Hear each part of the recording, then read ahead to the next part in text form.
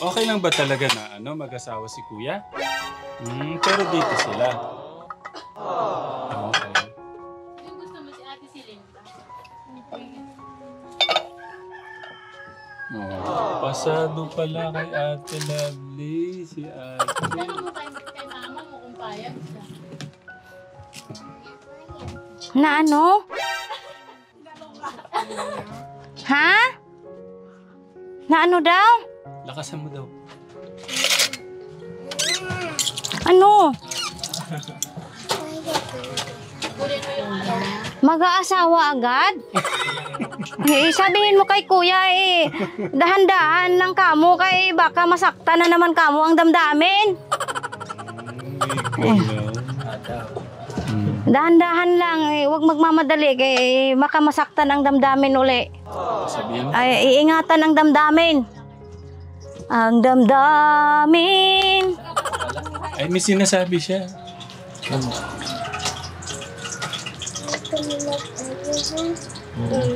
Allah. Mag-aano?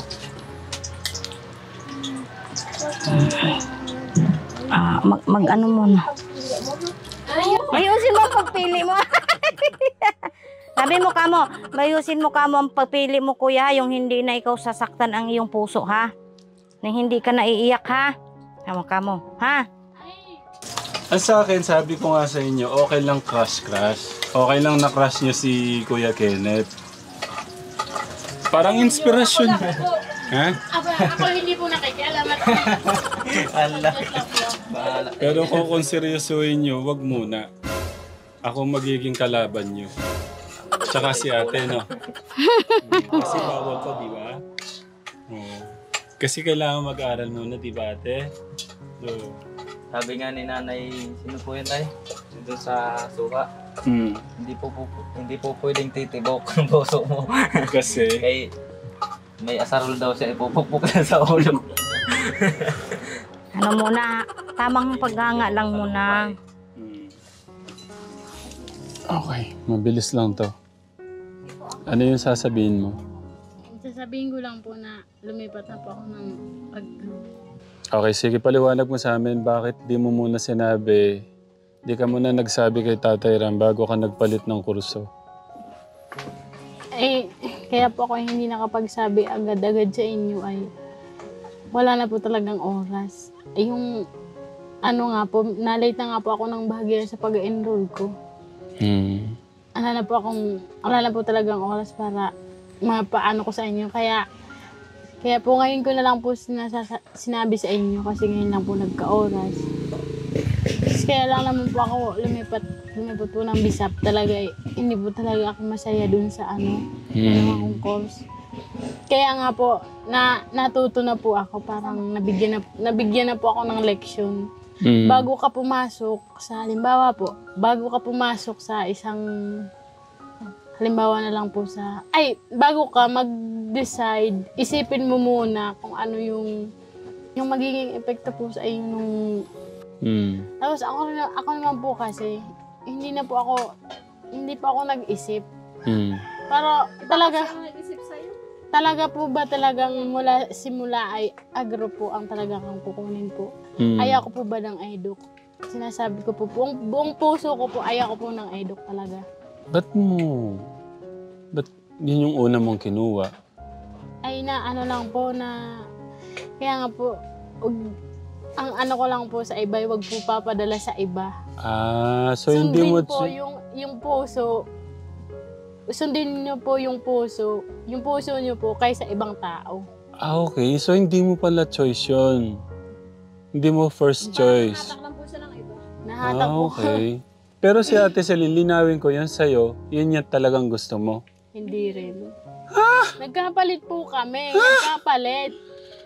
Siya po, ang gustong-gusto po niya simula nung kami ay nag-aaral pa po ng Laura. Gusto nila pong dalawa ni Mark, teacher po, yung eduk nga po. Ako po, ang sabi ko, ayaw, di baling course, ibang course na po, wag lang po eduk. Kahit hindi ko po ranas, di bali po, ibang course, wag lang po eduk. Ay, nagkapalit po kami. So ngayon, sabi mo kanina, masaya ka ngayon. Opo, masaya. kung ano yung kinukuha mo. Opo, masaya po.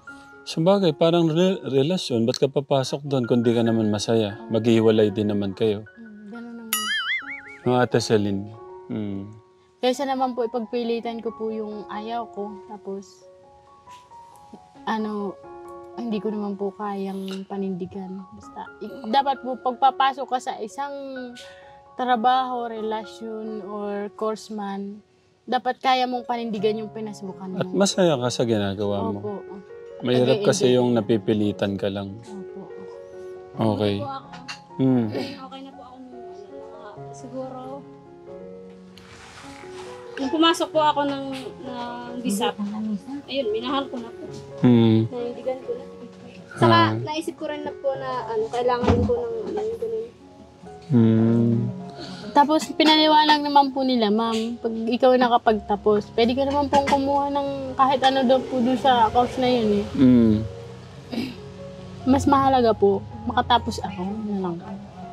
Sorry po at hindi ko po agad-agad nasabi. Kaya sa totoo lang po ba, hindi Wala pa, po siyang balak. hindi pa po ba alam ni Itay din po. Si Itay din po ay hindi pa, pero si Inay po ay alam na niya. Okay. Okay, sige. Apology accepted. Okay lang. Naintindihan ko. Gusto ko linawin, may nasayang ba na taon? Kasi, di ba, pasok ba lahat mga units mo na nakuha? Okay naman. May papasok o... Yung iba pong subject sa sa BISAP po, hindi ko na po papasukan ngayon kasi natapos ko na po noong unang SEM sa BEd 1. Ibig sabihin, yung mga ibang pinasok mo nung first year, first semester, pasok sa Opo. Buti nga, ko nga po doon, buti po at magka-same po sila ng subject. Mm. Yung yung SSP po, tapos yung Soksay 100, wala na po ako si Ate Celine na lang po ang meron. Tapos ko na po kasi yung first sem. Kompleto ako ngayon ng subject. Okay. Kumbaga, loaded yung units. Kaya nga po, araw-araw. Ang sabi ko nga po kay Inay ay, huwag po nila akong asahan na makakaahon-ahon pa po ako. Talagang, hindi na po talaga ako. Focus muna. Kahit po ako sabihan ng dito na lang po talaga ako nakatera, dito sa gusto ko laging may signal. Naamin ko po yun talaga, pero ayaw ko na po umahon talaga. Ahon lang po ako doon kung alam ko pong may sasakyan ako. Napapaano po kasi kami doon, napapatagal. Yun nga po ang dahilan kaya nga po kami hindi nakakapokus sa pag-aaral. Yeah. Ang kuhan ko na lang po, sabi ko na lang po kala Inay, yung balak ko po kasi, po ba nagbibigay kayo sa akin ng allowance, balak ko pong yung iba po ay ipunin ko, pero kung minsan po hindi po talaga kinakaya, nagagastos ko rin po, ipunin ko po at kailangan po kasi namin ng computer, nung laptop, at di po ba kami. Hintayin daw natin yung kay Tita Ethel. Tapos sabi po ni Mark, pinag-uusapan po namin itong tatlo. Di po ba't mahilig po kayong magsasabi ng, anong gusto niyong bilhin ko sa inyo? Anong gusto niyong pasalubong ko? Sa totoo lang po, kami pong tatlo, meron po kayong gustong hilingin sa inyo, pero hindi naman po kami nagmamadali. Pero ang balak po namin, yung mga binibigay po niyong allowance sa amin, hatiin po namin at iyon po ang ibibili namin noon. Pero hindi po talaga kaya. Ng laptop? Hindi po. Iba po yung laptop na pinaproblema po namin. Iba po din po yun. Sige, yun? Sabihin mo na. Nakakahiya po, pero... Di ba sabi ko ayaw ko ng ganyan? Ay, motor. At Okay. kailangan po na, mapakalayo Service. po pagpaprint po namin. Okay. Tapos yung halimbawa po ayan po si Ate Celine pupunta ng Akli. Ay, Kumbaga paano? Opo. Okay. Yung mga project po namin, labas po sa campus. Opo. Kung kailangan mabilis ang kasi wala namang masasakyan, maghihintay ka pang matagal kung ano man. Ano ko sasakyan? Ay, si Mark naman po ay nakakapag-drive ng yung wave po. Ganun. Naaral din ako. Kasi, halimbawa, sabay-sabay tayo may project. Mm. Naman yung kanya. Oo. Tapos, iba yung kanya, tapos iba rin yung akin. Kung labas ako, tapos loob siya, ako yung mag-drive lang. So, kung may motor, mas maginawa sa inyo. Kumari kung minsan, siyempre, may project, mahirap po talaga yung service, katekram. So, sige, pagpe-pray ko yan, motor. Ano yung may sidecar o... Kahit yung wave na lang po, ganun. Okay. Okay, yung mga electric bike, mga ganon. Yung may ano palagbag. Paano yung may balagbag? Habal-habal. Yung may pakpak po. Hindi ko maintindihan may Yung pakpak. habal-habal po. Kagaya po nang dumaan dito. Ba, hindi yung pakpak, parang bakal lang na nakasabit na ano. Sige, Nay. Okay na po. Patapos na rin po, Nay. Okay, so, yun, katekram. Bali, nasayang yung mga ilang subject lang naman. Opo. Nung una ko pong sabi nga rin po kay Mark, parang nalungkot din po siya. Ang sabi po niya masama po yung reaction ni Mark nung sabi ko, Mark, lumipat na ako ng agro. Tapos sabi po niya, hala, bakit? Tinutulungan naman kita, bakit ka lumipat? Parang nag-ano rin po siya, nag-react. Tapos paglipat ko, sabi ko, hindi naman talaga ako masaya. Sabi niya, ay, sige, yun naman pala. Pero kahit siya ka mapuntang kurso, supportahan kita. Ay, nako. Ay, sweet talaga, no? Hindi, mabait yun. Si Kuya Mark. Pag gusto ko ng kalokohan, kay Marco ako lumalapit. Yeah. Pag gusto ko yung seryosohan, kay Marco. Yun pala yung ano nila, no? Magkambal. Magkaiba kasi yung kanilang Pag ano. kalokohan kay Marco. Pag matinaw kay Mark. Okay, so, motor. Nasa magkano yung wave, ate? Pagkakaalam niyo. Wave ba ang sinasabi mo, ate? Nasa magkano yung ganun? Hindi ko po alam. Kahit basta na yung ano lang. Oo, kahit po ba hulugan. Yung iba po bang hulugan na inaabot po ng Hindi, mahirap pa hulugan. Kasi 66 tayo. malaki ang patong nung hulugan. Kumari, 100. Ang patong nun, 20,000 o 30,000. 66 tayo. Mga Brand new 66. po yun. Pero pagka yung second Tingnan hand mo. po, may makuha na po kayo sa 40. Mas mura. 40 po. Okay, I will try for it. And I will... Hindi, kailangan talaga eh. Kailangan talaga nila. Pero si Kuya Mark natin, katekram, hindi natin nga po masasama ngayon eh. Kasi nagsimba. Nasa ano po siya ngayon? Nasa Santa Maria. Pakalayo na. Pumunta sila sa kayang pastor. Baka may ano sila. Ano ba yun? Tugtog. Sabi nga po namin na, aba, makapag binigyan tayo ni Tatay Ram ng motoray, ikaw lang ang gumamit. Sabi niya, aba, hindi. Sabi na, lugi mo kaming dalawa at hindi kami nakakapag-drive. And then sa bait nyo naman, deserve nyo naman. Deserve nyong mabigyan kayong motor. Iyan ako muna. Ano po kasi pag halimbawa po, may emergency po, tulad po ng isang linggo, namatay po yung lolo namin. Hindi po kami nakapunta. Yung mga ano nga po, mga laptop po nung aming mga kadorm, tinatanong po namin ni Mark kung magkakano po. Magkakano daw? Ay, ano po, may 20. Ganun talaga nagre-range. Hindi, bago ko makalimutan, para mapasalamata ko si Tita Tessie din.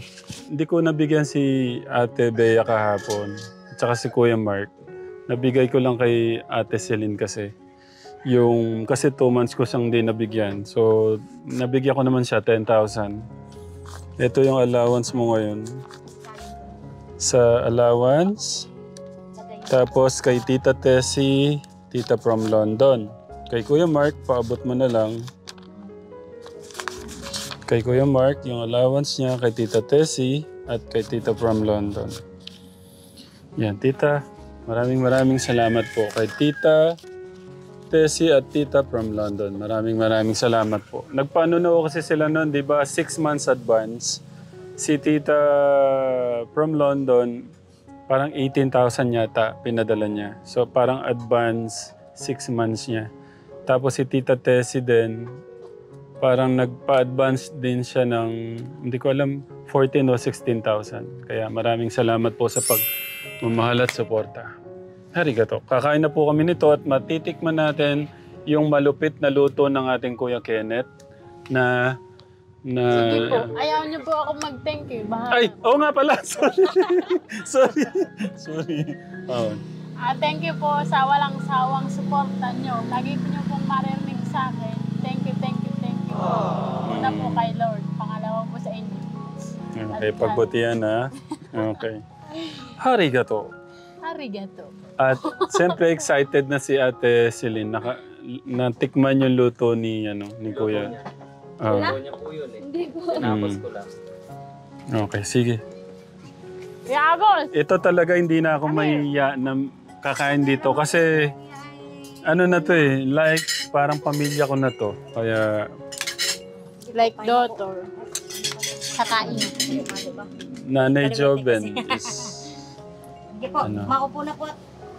Okay na yung upuan. Sa aming mga... Sige po, magdasal po tayo. Panginoon, maraming salamat po sa araw na ito na kami po'y nagtipon-tipon sa bahay tahanang ito upang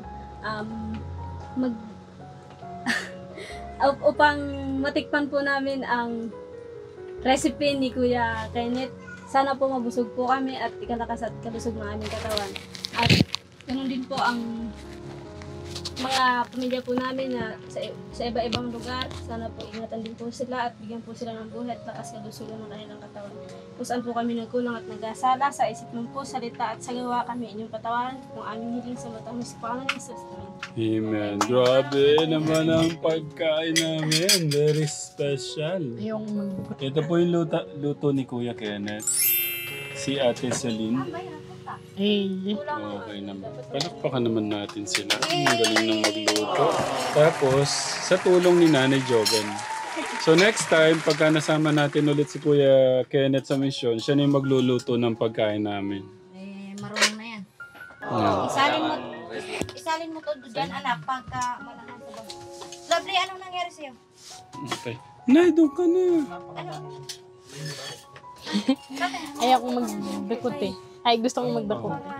Sige. Na-miss ko. Ayun. Ano ba yun? Thank you. Sana inuna mo na si Ate Celine. Ay, gusto mo pala yun. Ay, naku. Ang sayang nito. Ang sarang banding nito. Grabe. Si Kuya August. Kuya, August ka na. Parang hindi makakain si Ate Celine sa bakit kaya. Nahihiya kay Nanay Joven. Huwag ka naman kaya, pilot mo pa lang tayo lang dito magkaka... Ito ko na kayo. Ano muna? Dito na lang kami. Dito na lang kami. Diyan ka na Kuya Kenneth. Ayun lang dyan. Kami ay... Okay na kami nanay Okay mo na dito. kami dito. Kasi hindi mo tayo kasi. Ngayon ko na nasa matangkad pala ako. Bakit? Ate, andun na po ang kanin. Ito po. Ano si... Ano? Kasarap. Ang galing pala magluto ni Kuya Kenneth. Kunwari. Ano sa'yo manok? Yung tubig ko to. Makakahiya naman ni Kuya Kenneth. Si Kuya Kogan, paikot-ikot. Huwag mo na akong inaati Kuya Kenneth ha. Ako din. Mas matanda ka sa akin. 19 lang ako. Din, 18 lang ako. Ako nga, Kuya zero. Kogan, kuha ka muna dito. Ito yata. Ay, sabaw lang din yan. Namay naman din po yan. Pero may sabaw. Naman at sabaw. Ano kung siya na mag-jackpot? Ayun mo.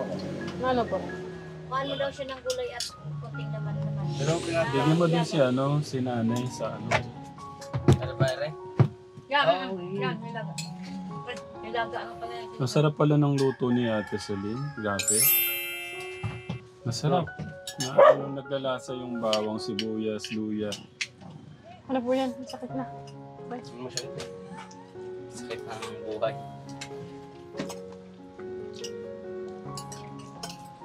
Nay, thank you po. Masaya ang ating lunch ngayong Oo nga po eh. magkakasama. Kain tayo mga katekrab. Ay, oo nga pala. Kain na tayo. Ate Kram. Kain po.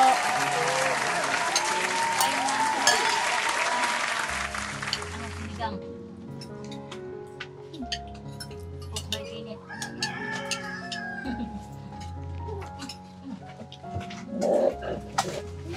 Uy. Kain. Bol. Kain po. Ano ba yan? Ay, kain po tayo. Alay po kayo din eh. Andan.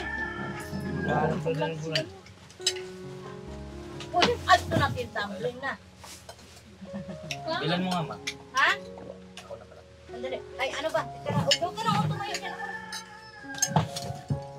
Ako na. Sige, huwag ka lang. Huwag ka na tumayo. Dara ka na. Ka na. Sige. Diyan ka lang.